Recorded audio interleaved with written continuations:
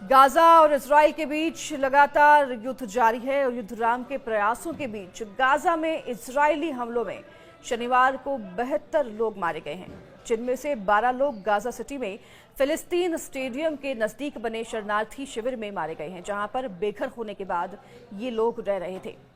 ये लोग तब मारे गए हैं जब अमेरिकी राष्ट्रपति डोनाल्ड ट्रंप ने गाजा में अगले सप्ताह युद्ध विराम की संभावना जताई है। तो वहीं गाजा में अभी भी 50 इजरायली नागरिक बंधक बने हुए हैं, लेकिन इनमें से बमुश्किल 25 के ही जीवित होने की संभावना है। बता दें आपको कि 7 अक्टूबर 2023 को फिलिस्तीन लड़ाकों ने इजरायली शहरों पर हमला करके वहां करीब 1200 लोगों की बर्बर तरीकों से हत्या कर दी थी और 250 से ज्यादा लोगों को अगवा कर बंधक बना लिया था, जब से इस युद्ध की शुरुआत हुई। इसी के बाद से इजरायल ने युद्ध का ऐलान करते हुए गाजा पर हमले शुरू कर दिए थे, जो कि अभी तक चल रहे हैं।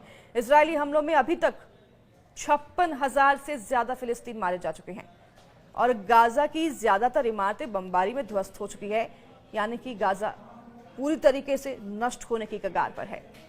तो वहीं बंधकों की रिहाई के लिए हमास पर दबाव बनाने के लिए इजराइल ने करीब 3 महीने तक गाजा की खाद्य सामग्री और अन्य जरूरी वस्तुओं की आपूर्ति को रोके रखा।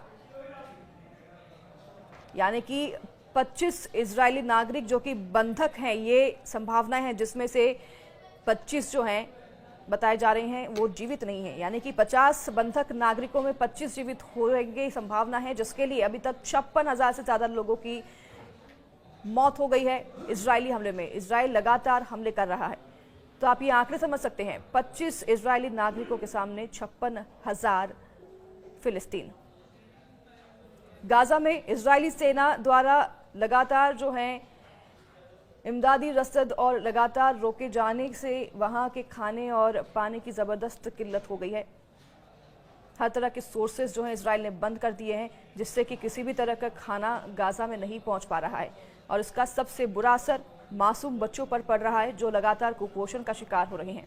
गाजा के एक अधिकारी के मुताबिक भूख से तड़प कर पिछले दिनों 70 बच्चों की मौत हो चुकी है। गाजा के एक अधिकारी के मुताबिक 17,000 बच्चे कुपोषण से अभी के समय तक गाजा में पीड़ित हैं। तो वहीं अधिकारी ने यह आशंका जताई है कि अगर दुनिया की तरफ से कोई भी गंभीर हस्तक्षेप इसमें नहीं किया जाता है तो बड़ी संख्या में बच्चे कुपोषण से गाजा में मर जाएंगे। गाजा के सरकारी मीडिया कार्यालय के अनुसार यह घटनाक्रम इजरायली बलों द्वारा क्रॉसिंग को बंद करने और कमजोर समूहों, विशेष रूप से शिशुओं और बीमार लोगों के लिए निर्धारित शिशु दूध और पोषण संबंधों पूरक पदार्थों के प्रवेश को रोकने के कारण हुआ है। यानी कि इजराइल बच्चों को अब टारगेट कर रहा है।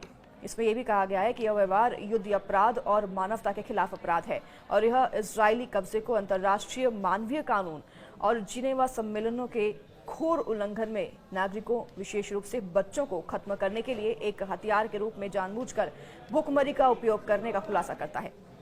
तो वहीं इजराइल ने आपको बता दें कि मार्च में फूड और फ्यूल सप्लाई गाजा में रोक दी थी। इस पर पूरी तरीके से रोक लगा दिया था फूड सप्लाई पर, जिससे कि गाजा में पूरी तरीके से भूखमरी फैल गई है। अब भारी दबाव के बाद हल्की राहत तो मिल रही है गाजा को, लेकिन ये गर्म तवे पर पानी के छींटे जैसा है। मंगलवार को संयुक्त राष्ट्र ने यानी कि यूएन ने यह भी जताया है कि जल्द मदद न मिले तो 48 घंटों में 14,000 बच्चों की जान जा सकती है। जेनेवा कन्वेंशन 1949 के तहत इस पर सीधा नियम है। नागरिकों को भूखा रखना जंग का तरीका नहीं हो सकता है। तो इंटरनेशनल कोर्ट ऑफ जस्टिस यानी कि आईसीसी भी आबादी को भूखा रखने को वॉर क्राइम मानता है। दोनों का आरोप है कि इजराइल भूखमरी को बार्गेनिंग का तरीका मान रहा है ताकि दबाव में आकर हमास सरेंडर कर दे।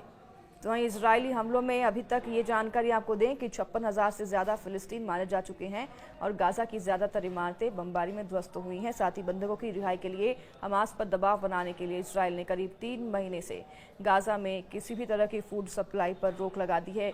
अन्य जरूरी वस्तुओं पर भी रोक लगा दी गई है, जैसे कि वो गाजा में एंटर ना कर सके। इसी महीने जब सीमित आपूर्ति की अनुमति दी गई तो उसमें वितरण केंद्रों पर आए फिलिस्तीनियों पर फायरिंग भी की गई थी और इस घटनाक्रम में अभी तक करीब 200 फिलिस्तीन मारे जा चुके हैं।